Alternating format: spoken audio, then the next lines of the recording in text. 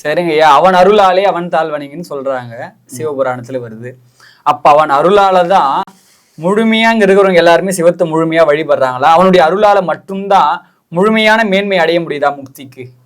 அவனின்றி ஒரு அணுவும் அசைவதில்லை அப்படின்றது நம்ம சொல்றோம்.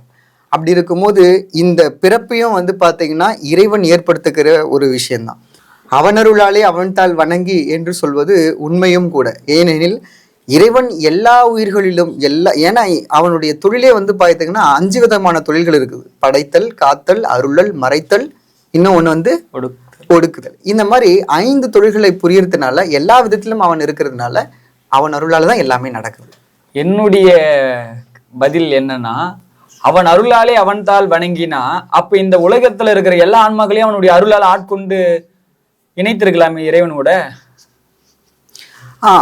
அவனுடைய அருளால இந்த உயிர்களை இணைத்திருக்கலாம் அப்படின்னாலும் இறைவன் என்ன செய்யறாருன்னு கேட்டீங்கன்னா, யாரையும் தன்னுடைய சக்தியின் கீழேயோ இல்ல தன்னுடைய எண்ணத்தின் கீழேயோ கட்டுப்படுத்தணும். அதை நான் சொல்றேன், கட்டுப்படுத்தல் என்பதில்லை. ஏன்னா இறைவன் என்பது பரம்பொருளா இருந்தா அதுதான், அது சிவனா இருந்தா இது சீவனா இருக்குது. இது சீவனா இருக்கின்ற அந்த நிலைகள்ல இருக்கும்போது அந்த துன்ப நிலைகளை அதை கடக்கணும்ன்றதுனால நிச்சயமா அது அவங்கவுங்களுடைய ஆசைகளுக்கு ஏற்ப. அதனாலதான் சைவ சித்தாந்தம் என்ன சொல்லுது அப்படின்னு கேட்டீங்கன்னா, ஆணவம், கண்மம், மாயைன்ற இந்த மும்மலங்கள் மனிதருடைய உழைப்பு இருக்குதுல்லங்க ஐயா. அப்ப அவன் அருளாலே அவன் தாழ்வு சொன்னீங்க, அப்ப நான் அவன் அருளாலே அவன் தாழ் வணங்கிட்டு சிவபெருமான் எனக்கு முக்தி போகணும்னு எனக்கு ஆசை, முக்தி அடையணும்னு ஆசை, நான் அதற்கான ஈடுபாடே செயல்படலை, அப்ப நான் எப்படி முக்தி அடைவேன்? ஈடுபாடே செயல்படலை அப்படின்னா அதுக்கான நேரம் நிச்சயமா இன்னும் காலங்கள் எடுக்குமே தவிர எந்த ஒரு முயற்சி இருக்கு இல்லைங்கய்யா, இருக்கணும். அவன் அருளால நமக்கு இந்த வழியை காட்டுறாரு, ஆனா முயற்சி செய்யக்கூடிய நம்ம தானே.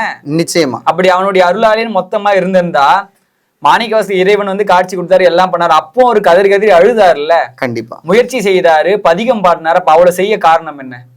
அப்போ நம்மளுடைய உழைப்பு இருக்குது, அவன் அருள் இருக்கு, அந்த அருளால நம்மளுடைய உழைப்பு உடைத்துதான் இறைவன் அடி சேர முடியும். கண்டிப்பா. அப்ப முழுக்க 100% அவன் அருளாலே இறைவன் அடி சேர முடியுமா? சேர முடியாது.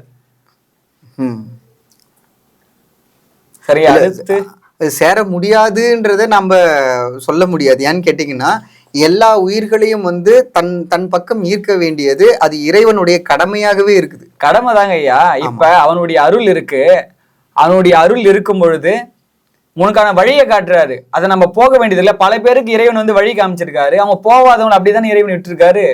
வலுக்கட்டாயமான காட்டுறாரு, எல்லா செயலிலும் அனுபவிக்க வைத்து மீண்டும் கொண்டு வராருதான்.